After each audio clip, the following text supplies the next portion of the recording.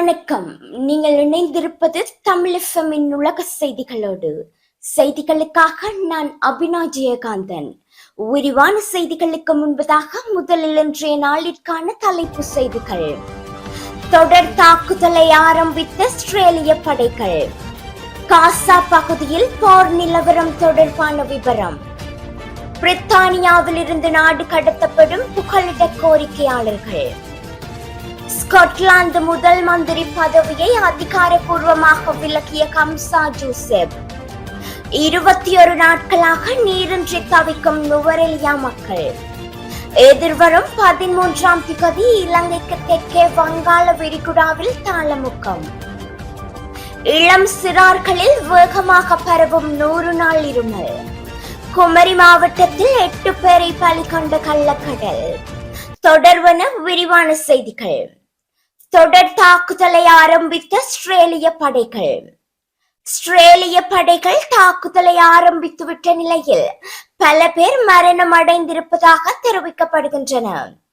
மேற்கு நாட்டு ஊடகங்களின் முக்கிய செய்திகளாகவும் கூறப்படுகின்றன.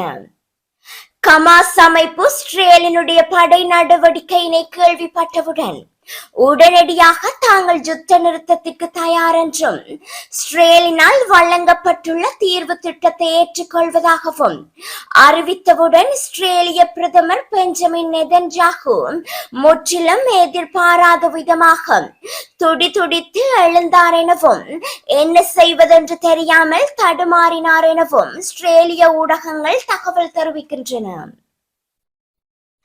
காசா பகுதியில் போர் நிலவரம் தொடர்பான விவரம். காசாவில் போர் நிறுத்தம் ஏற்பட சாத்தியமுள்ள சூழலில் எகிப்து மற்றும் தெற்கு காசாவின் எல்லையில் இருக்கும் ரஃபா நுழைவாயிலின் பாலஸ்தீன பகுதியை தங்கள் படைகள் கட்டுப்பாட்டுக்குள் கொண்டு வந்துள்ளதாக இஸ்ரேல் தெரிவித்துள்ளது. இந்த பகுதியில் இருந்து மக்கள் வெளியேற இஸ்ரேல் உத்தரவிட்ட பின்பு உதவி பொருட்கள் செல்லும் முக்கிய நுழைவாயிலான இந்த பகுதியை பீரங்கி படை ஆக்கிரமித்ததாகவும் எல்லையில் பீரங்கிகளுடன் கூடிய இஸ்ரேலிய துருப்புக்கள் இருப்பதாகவும் துப்பாக்கி சூடு மற்றும் வெடிப்புகளின் சத்தம் கேட்பதாகவும் எகிப்திய அதிகாரிகள் தெரிவிக்கின்றனர். பிரித்தானியாவில் இருந்து நாடு கடத்தப்படும் புகலிட கோரிக்கையாளர்கள். பிரித்தானியாவுக்குள் சட்டவிரோதமாக நுழைந்த புகலிட கோரிக்கையாளர்களை ஈரானுக்கு அனுப்ப திட்டமிட்டுள்ளதாக செய்திகள் வெளியாகியுள்ளன. ருவாண்டாவுக்கு நாடு கடத்த நடவடிக்கைகள் மேற்கொண்டுள்ள நிலையில் தற்போது வெளியான சில ஆவணங்கள் மூலம் ஈராக்கிற்கும் நாடு கடத்த திட்டமிட்டுள்ளதாக தெரிய வந்துள்ளது. ஆனால் ஈராக் நாட்டுக்கு ஈராக் நாட்டவர்கள் மட்டுமே திருப்பி அனுப்பப்படுவார்கள் எனவும் தகவல்கள் வெளியாகியுள்ளன.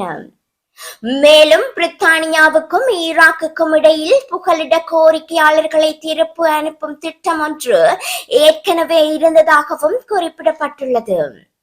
அது மட்டுமன்றி பிரித்தானியாவிற்குள் சட்டவிரோதமாக நுழையும் புலம்பெயர்ந்தோரையும் புகலிட கோரிக்கையாளர்களையும் ருவாண்டாவிற்கு அனுப்பி அங்கு வைத்து அவர்களுடைய புகலிட கோரிக்கைகளை பரிசீலிப்பது ருவாண்டா திட்டத்தின் ஒரு பகுதி எனவும் தெரிவிக்கப்பட்டுள்ளது. அவ்வாறு புகலிட கோரிக்கைகள் ஏற்றுக்கொள்ளப்படுவார்கள். ருவாண்டாவில் தொடர்ந்து வாழ அனுமதிக்கப்படுவார்களே தவிர மீண்டும் பிரித்தானியாவிற்குள் செல்ல முடியாது எனவும் சுட்டிக்காட்டப்பட்டுள்ளது. இவ்வாறு பிரித்தானியாவில் வாழும் கனவில் செல்வோருக்கு இறுதியில் ஆப்பிரிக்க நாடு ஒன்றில் வாழும் நிலையே ஏற்படும் என்பதும் குறிப்பிடத்தக்கது. ஸ்காட்லாந்து முதல் மந்திரி பதவியை அதிகாரப்பூர்வமாக விலக்கிய கம்சா ஜூசெப். ஸ்காட்லாந்து முதல் மந்திரி பதவியில் இருந்து கம்சா ஜூசெப் அதிகாரப்பூர்வமாக ராஜினாமா செய்துள்ளார். ஜூசெப் தனது ராஜினாமா கடிதத்தில் கையொப்பமிட்டுள்ள நிலையில் இதனைத் தொடர்ந்து புதிய முதல் மந்திரியை தெரிவு செய்ய வேட்புமனு தாக்கல் நடைபெற்றுள்ளது. இதில் ஸ்வின்னி மட்டுமே வேட்புமனுவை தாக்கல் செய்துள்ளார் எனவும் SNPக்கு பெரும்பான்மை இல்லாத போதிலும் எதிர்கட்சிகள் அவரை தடுக்க முற்படாத நிலையில் கோலிரூட்டில் அவர் முதல் மந்திரி ஆவதற்கு MSPக்கள் வாக்களிப்பார்கள் என்று எதிர்பார்க்கப்படுகின்றது. 21 நாட்களாக நீரின்றி தவிக்கும் நுவரெலியா மக்கள். நுவரெலியா மாநகர சபைக்குட்பட்ட லவர்ஸ்லீப் விநாயகபுரம் மக்கள் கடந்த 21 நாட்களாக நீரின்றி பெரும் அசௌகரியங்களுக்கு முகம் கொடுத்துள்ளனர். பாடசாலை செல்லக்கூடிய மாணவர்கள் தமது பாடசாலை சீருடை கழுவுவதற்கு கூட நீரின்றி பாடசாலைக்கு செல்லாமல் நீர் தேடி அலையும் ஒரு கடினமான நிலைக்கு தள்ளப்பட்டுள்ளதாகவும் தெரிவிக்கப்படுகின்றது. நுவரெலியா மாநகர சபை காண்பித்த பகுதிகளில் இவ்வாறான நிலைமை காணப்படுவதோடு பல்வேறு சந்தர்ப்பங்களில் நுவரெலியா மாநகர சபை ஆணையாளருக்கு தெரிவித்துள்ள பொழுதும் இதுவரை அதற்கான நடவடிக்கைகள் எடுக்கவில்லை எனவும் அம்மக்கள் கருத்து தெரிவிக்கின்றனர். எதிர்வரும் 13ஆம் திகதி இலங்கைக்கு தெற்கே வங்காள விரிகுடாவில் தாளமுக்கம்.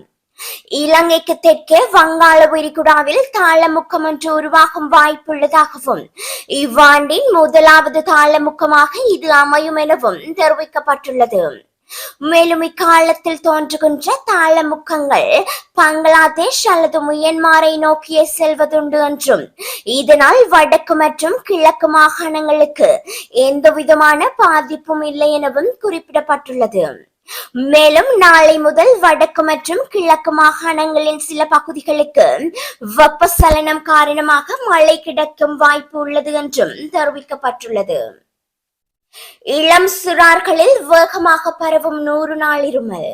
பிரித்தானியாவில் தற்போது இளம் சிறார்களில் 100 நாள் இருமல் வேகமாக பரவி வருவதாக அதிர்ச்சி தகவல் வெளியாகியுள்ளது. மருத்துவர்கள் தெரிவிக்கையில் 100 நாள் இருமல் என்பது சிறார்களை மிகவும் வருத்திவிடும் எனவும் கடந்த சில மாதங்களாக பாதிப்பு எண்ணிக்கை அதிகரித்துள்ளதாகவும் குறிப்பிடுகின்றனர். ஜனவரி மாதம் முதல் 8015 சிறார்கள் 100 நாள் இருமலால் பாதிக்கப்பட்டதாக மருத்துவர்களை நாடியுள்ளதாகவும் தெரிவிக்கப்படுகின்றது. ஆனால் தடுப்பூசியால் இந்த நோயை குணப்படுத்த முடியும் எனவும் மருத்துவர்கள் நம்பிக்கை தெரிவித்துள்ளனர். குமரி மாவட்டத்தில் 8 பேரை பலி கொண்ட கள்ளக்கடல். தமிழ்நாட்டின் கன்னியாகுமரி, ராமநாதபுரம், தூத்துக்குடி போன்ற தென் கடலோர பகுதிகள் மற்றும் கேரளாவின் கடற்பகுதிகளில் கடல் சீற்றம் அதிகமாக இருக்கும் என தேசிய பெருங்கடல் தகவல் சேவை மையம் மற்றும் தேசிய பேரிடர் மேலாண்மை ஆணையம் மற்றும் இந்திய வானிலை மையம் ஆகியவை எச்சரித்திருக்கின்றன. இது வழக்கமான கடல் சீற்றமாக இல்லாமல் எந்தவித அறிகுறிகளுமின்றி திடீரென கடல் கொந்தளித்த நிலையில் கரையோரம் பலத்த பாதிப்பை ஏற்படுத்தும் என்பதால் கன்னியாகுமரி, தூத்துக்குடி, ராமநாதபுரம், நெல்லை ஆகிய பகுதிகளுக்கு ரெட் அலர்ட்டும், சென்னை, திருவள்ளூர், காஞ்சிபுரம், செங்கல்பட்டு மாவட்டங்களுக்கு ஆரஞ்சு அலர்ட்டும், விழுப்புரம், கடலூர், நாகை மாவட்டங்களுக்கு மஞ்சள் எச்சரிக்கையும் விடுக்கப்பட்டுள்ளது. இருப்பினும் கடல் சீற்றம் காரணமாக கன்னியாகுமரியில் 5 பயிற்சி மருத்துவர்கள் உட்பட 8 பேர் உயிரிழந்துள்ளதாகவும் தெரிவிக்கப்படுகின்றது. உலக செய்திகளோடு தமிழ் FM-க்கான இன்றைய செய்திகள் நிறைவடைகின்றன. வணக்கம்.